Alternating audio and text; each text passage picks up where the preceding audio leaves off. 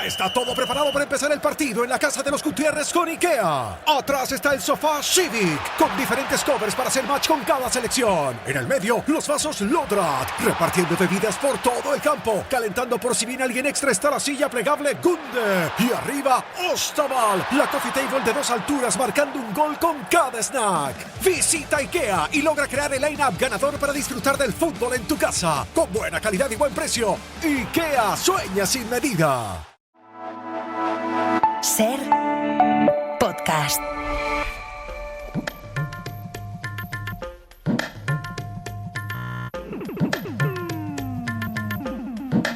En la cadena Ser, Punto de Fuga. Con Pablo Morán. Hola a todos, bienvenidos a Punto de Fuga. It's a very strong deal. Nobody knows what it is, but it's very strong. Por mucho que Trump lo niegue o insista en lo contrario, el acuerdo con Irán sobre el que estampó su firma este pasado miércoles es la escenificación de una gran derrota de Estados Unidos.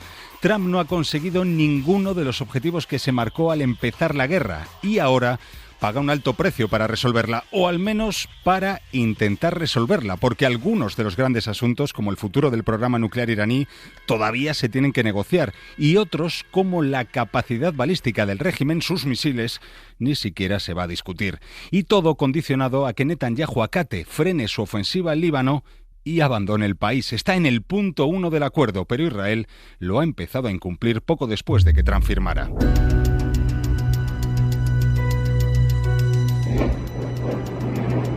Así que los libaneses, particularmente el millón de desplazados que abandonó su hogar por los ataques de Israel en el sur, siguen sufriendo de lleno las consecuencias de este conflicto. Y hoy recibimos en el estudio a Hazen Hayek, experto en salud mental, de acción contra el hambre, que acaba de volver de allí, de Líbano. Hola Hazen, gracias por acompañarnos. Thank you for having me. Vuelves de allá y lo que te pido para empezar es que nos hagas un diagnóstico, como experto en salud mental que eres. Un diagnóstico de la situación de la población allí en Líbano. Spending 2 weeks there, I have encountered countless stories of pain and suffering and uncertainty, etc. Después de pasar 2 semanas allí, me he encontrado con innumerables historias de dolor, sufrimiento y de incertidumbre, más allá de las consecuencias obvias del conflicto, que básicamente perturban la vida de las personas y todo lo que les rodea, y tampoco tienen acceso a necesidades básicas. No access to their basic needs as well. Stress level is super high. El nivel de estrés es muy alto en general, entre nuestro personal y entre las personas a las que intentamos atender. Hablo de sentimientos de mucho dolor porque la mayoría de las personas han perdido algo. Han perdido a un ser querido, o su hogar, o su trabajo, y lo afrontan con mucha incertidumbre. In a nutshell, everyone is suffering. Everyone in a state of pain. En resumen, todo el mundo sufre. Todo el mundo siente ansiedad por lo que pueda suceder, y lo puedes ver en los rostros de la gente cuando caminas por las calles. En Beirut se escucha de forma constante el sonido de los drones sobrevolando. Yo estuve allí 2 semanas y en algún momento me sentí loco por ese sonido. Allí también se está librando una guerra psicológica con la población y todo el mundo está nervioso. Claro, especialmente duro para la población del sur, que ha tenido que abandonar sus casas a la fuerza en repetidas ocasiones, una y otra vez, por orden y por los ataques del ejército israelí, ¿no? Es algo más que difícil, es devastador. Es algo que tal vez a ti y a mí nos cueste entender lo que se siente en una situación así. Estamos hablando de tu hogar, de tu familia, de tus hijos, de tus padres, de personas con problemas de salud, con discapacidades, de personas mayores. No es fácil mover todo eso, y si te mueves, lo dejas todo atrás. Nuestros trabajadores, la gente que trabaja en acción contra el hambre al sur del Líbano, también son desplazados. Perdieron sus casas y algunos no saben tampoco si podrán volver a sus hogares. Además, tampoco tienen el lujo de sentarse a hablar de sus sentimientos. Tienes que seguir trabajando porque hay que sobrevivir y necesitas de un sustento. Están intentando ayudar a desplazados y ellos mismos lo son. Están en constante estado de miedo, de que algo les va a pasar a ellos y a sus seres queridos, como te puedes imaginar. Claro, nos decías que te has encontrado con muchas historias estas 2 semanas allí. ¿Alguna que te haya tocado especialmente? La verdad es que cada historia, de una forma u otra, toca tu corazón. Sin embargo, una de las personas con las que trabajé directamente hablaba de su tercer desplazamiento. Era la tercera vez que había abandonado su casa. Hablaba de cómo le había afectado a la familia, a su esposo, a su relación laboral, a su vida en general. Ella también es trabajadora humanitaria y en un momento de la conversación se puso a llorar. Ya no podía soportarlo más, me decía. Me contó que no podía dormir, que no podía comer, que era madre y que ya no sufría por ella, sufría por sus hijos. I'm constantly worried about my kids, and sometimes I wish I don't have kids.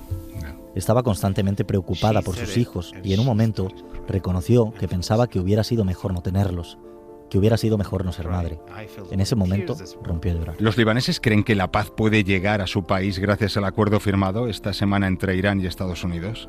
I mean, I think living in that region, you know, your relationship with hope, like we always say that hope is a risky commodity. Creo que vivir en esta región hace que tu relación con la esperanza sea especial. Nosotros decimos que la esperanza es un privilegio en esta parte del mundo. Es muy difícil que la gente tenga la esperanza de un futuro mejor. Sin embargo, hay un denominador común que es que todos comparten la incertidumbre y todos comparten la pérdida de algo o de alguien. Todos se han visto afectados, aunque sea de manera diferente, dependiendo de la clase social y de los recursos que tenga cada familia, pero la idea colectiva es que, aunque la actual escalada se detenga, volverán a atacar en algún momento o muy pronto. Esa es la verdad.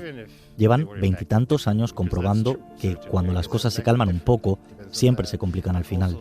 Esa es la incertidumbre que comparte la gente cuando hablas con ella. No están seguros de si la situación evolucionará mejor política, económica y socialmente, y todos deseamos que puedan regresar y reconstruir sus hogares, pero esta gente ha aprendido que la esperanza también puede hacer daño en determinados momentos.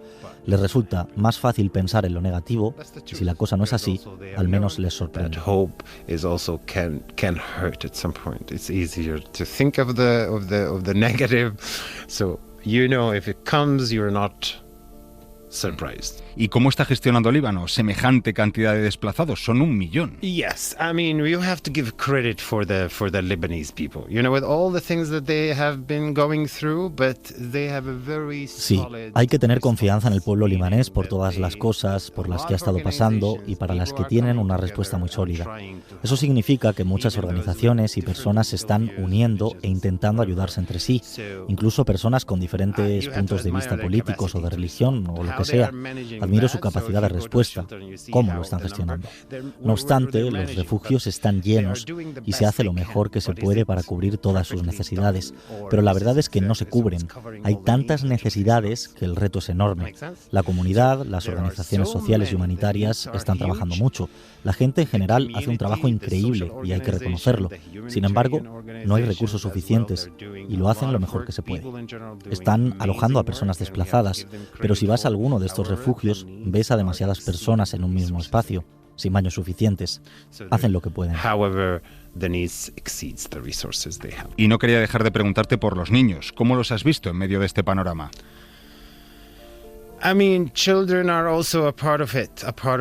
Los niños también son parte de esto, son parte de todo este sufrimiento. Se encuentran en un estado de miedo y de conmoción y muchos de ellos pasan por experiencias traumáticas. Necesitamos muchos servicios de salud mental especializados en el futuro para poder ayudar a estos niños.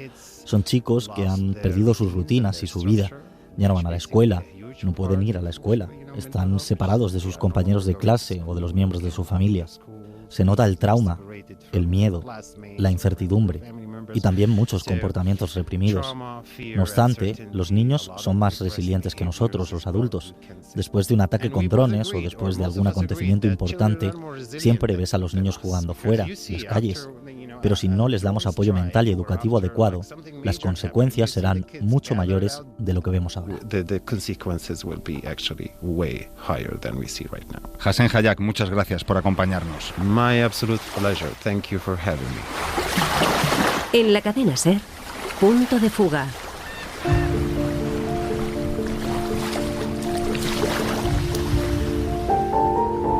Una de las fotografías con las que colaboro en esta exposición fue realizada en el Mediterráneo.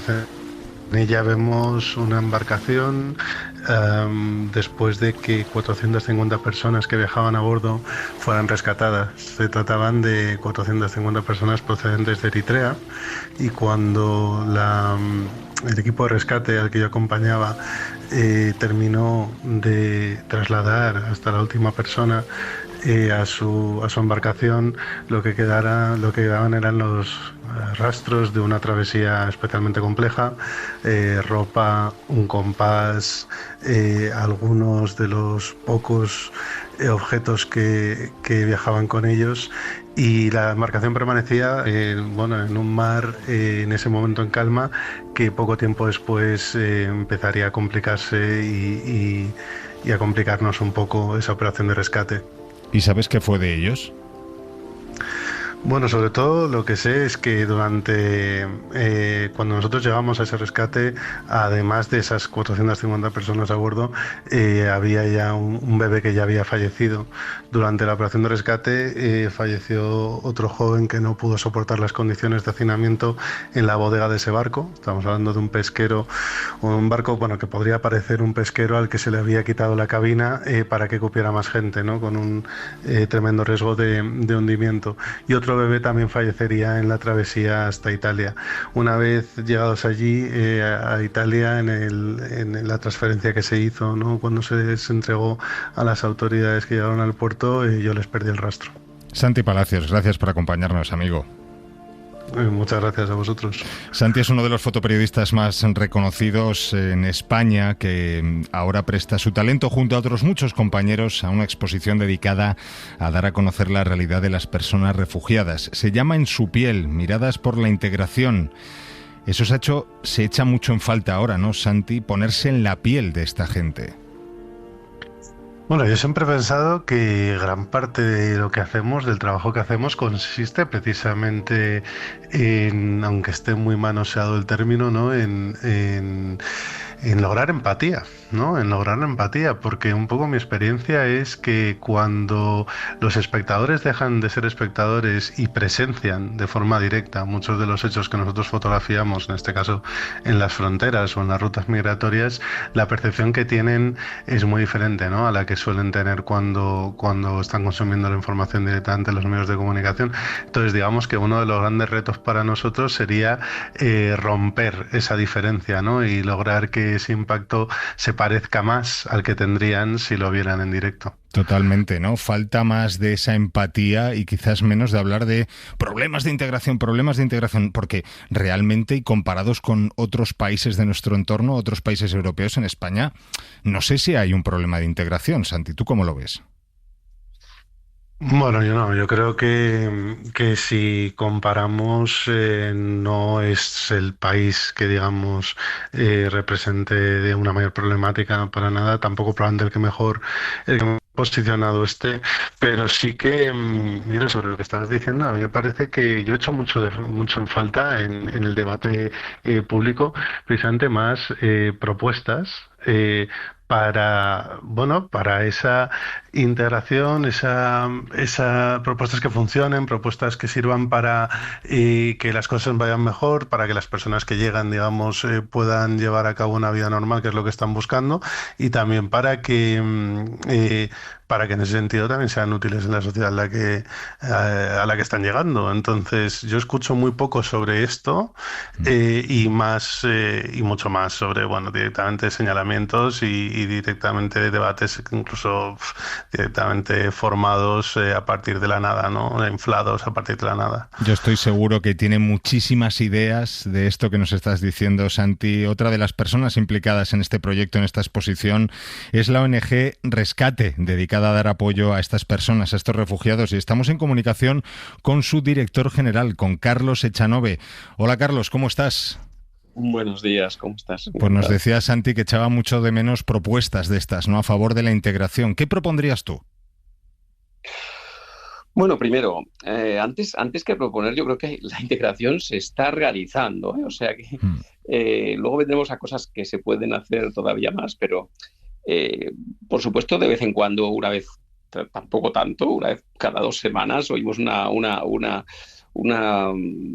novedad, una noticia de algo que ha pasado con alguien, algún refugiado o algún inmigrante que ha habido una mala experiencia. Pero cuando rodeamos nuestra mirada, echamos nuestra mirada alrededor, estamos súper acostumbrados ya a ver gente inmigrante y a lo mejor de origen refugiado alrededor nuestro, en los bares, en la construcción, en el campo, en cantidad de sitios, y todo eso es integración que se está haciendo y la vivimos todos los días. Lo que pasa es que la encontramos tan natural que no nos fijamos, y nos fijamos cuando hay un evento que bien o mal pues traduce una mala experiencia, ¿no? ¿Qué más se puede hacer? ¿Qué más se puede hacer? Primero, se está haciendo ya mucho, se está haciendo mucho con programas en nuestra organización, pero en otras tantas que hacen el mismo trabajo que nosotros. Tenemos enseñanza de español, atención social, atención psicológica a la gente que llega, y programas de formación y de inserción laboral. Las empresas se rifan las personas que llegan, porque en España, y lo sabemos y no hay más que preguntarle a muchísimos empresarios, hay una falta inmensa de personas para muchísimos oficios, Claro. para muchísimos oficios perfectamente dignos, y que son de un gran valor añadido para nuestra sociedad, tanto el del cuidado a las personas, el del cuidado del banco, del campo, nuestros, vamos a hablar dentro de poco, este verano supongo, de incendios, desbroces, cuidado de los bosques. Todo cosas que no se están haciendo en España porque falta gente, y esta gente va a ello. Va a ello además porque muchas veces viene también de sitios rurales. Hace unos meses un empresario ganadero de Galicia me decía que había tenido una persona subsahariana de Senegal, que cuando supo que una vaca estaba enferma y probablemente se moriría en los próximos meses, porque ya bastante mayor esta vaca, se dio cuenta 15 días después de conocer esta noticia que esta persona dormía al lado de esta vaca todas las noches. Es gente que viene de zonas y que tiene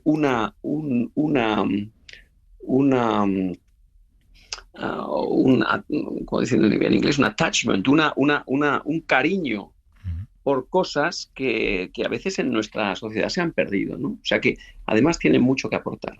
Claro, nos hacen falta, como nos estás explicando, Carlos, ese trabajo de integración se está haciendo, pero hay muchas veces que da la impresión, al menos, de que el debate es o el interés está en demonizar a estos migrantes.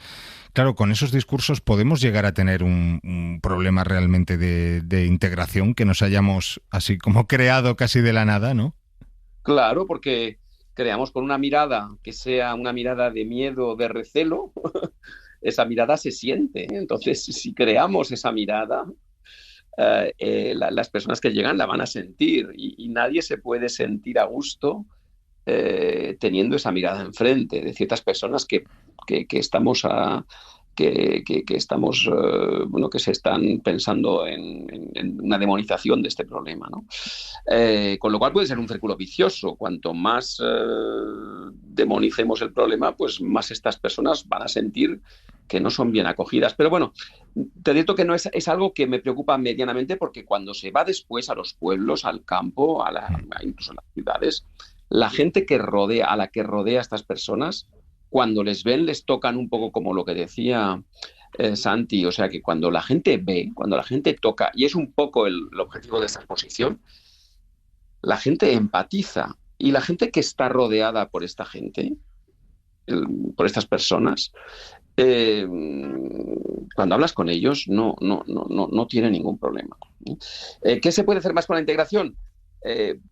Vamos a ver, para la integración, más que el trabajo incluso, porque todos estos, en España el trabajo existe, el problema de la vivienda es todavía más sufrido por esta gente que para el común de los mortales españoles. Esta gente no tiene red, llega a su primer trabajo, sin apoyos.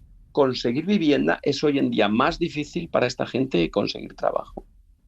Con lo cual, esto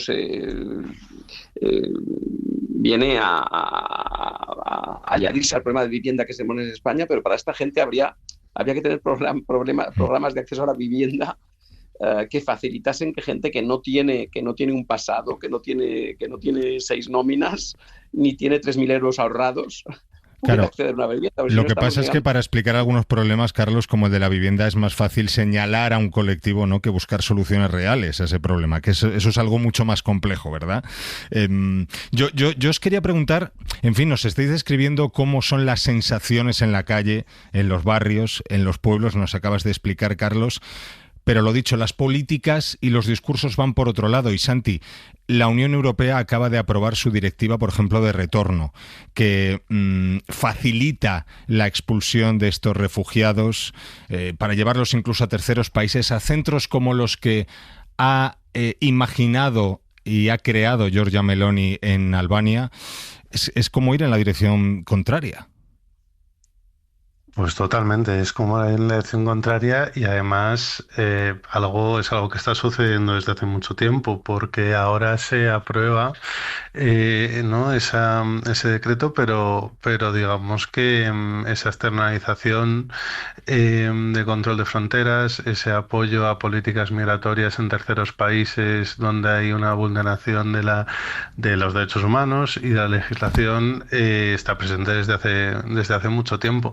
Y yo sí creo, me ha parecido muy interesante cuando mencionabais esa diferencia entre el debate y entre el ruido y lo que realmente sucede, ¿no? Parece como si fueran dos capas totalmente separadas. Una es lo que parece salir cuando hay ganas de expresar ideas o bueno, de ciertas reacciones a aspectos políticos y a decisiones políticas. Y otra cosa, en cambio, es cómo se comporta la gente viviendo, ¿no?, en sociedad y compartiendo con personas que han nacido aquí, con personas migrantes. A mí, de todo esto que estamos diciendo, me parece que hay un síntoma interesante, que me lo decían hace un par de días en un debate. Me comentaban que hablamos de integración y no hablamos de inclusión, ¿no? O sea, hablamos de integración y de integrar a las personas aquí sin hablar tanto del término de inclusión, en el que también implica aceptar nosotros a quien viene de fuera, ¿no?, con las diferencias que pueda traer.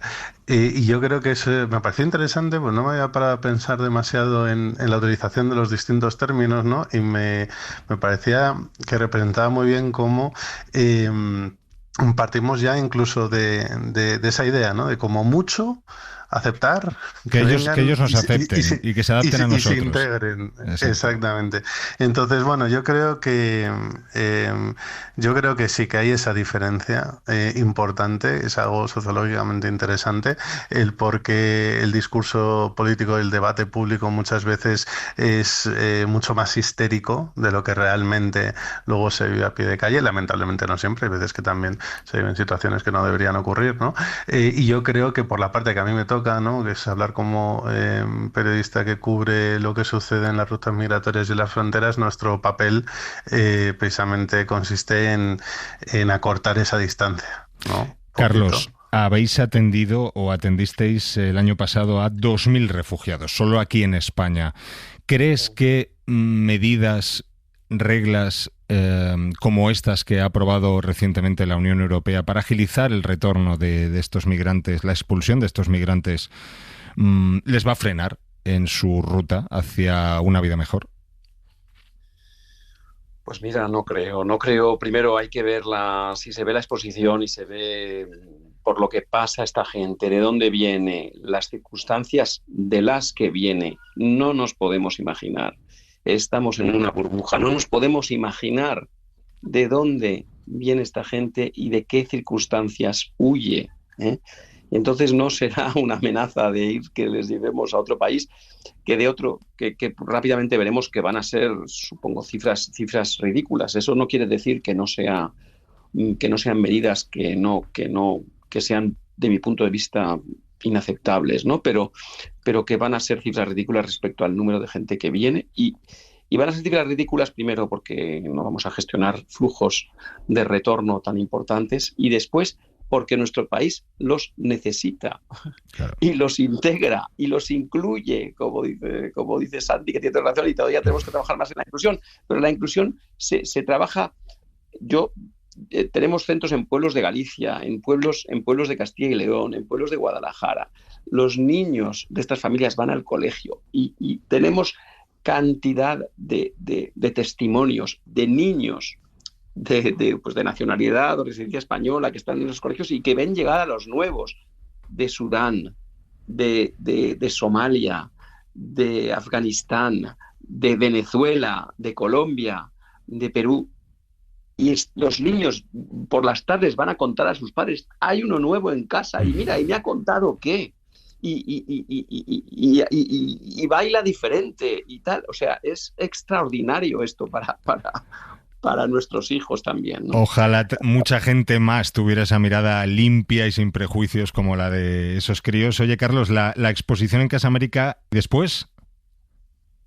Y después pues tenemos que trabajar, porque esto ha sido un poco rápido y efectivamente vamos a trabajar para ver a dónde más la podemos llevar. Estamos trabajando en estos momentos, pero no hay nada seguro. Pues nada, ese llamamiento lo lanzamos aquí y ayudamos a que esta exposición recorra más rincones de España en su piel, miradas por la integración. Hemos hablado con Santi Palacios, fotoperiodista que participa en esta muestra, y con Carlos Echanove, director general de la ONG Rescate. Muchísimas gracias a los dos por acompañarnos. Muchas gracias. Gracias a vosotros. Adiós.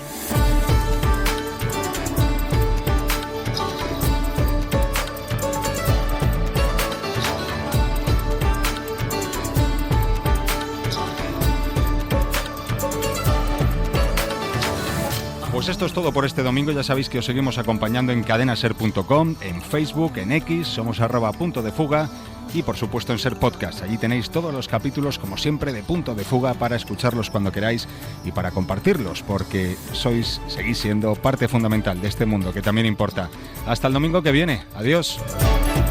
Para no perderte ningún episodio, síguenos en la aplicación o la web de la SER, Podium Podcast o tu plataforma de audio favorita.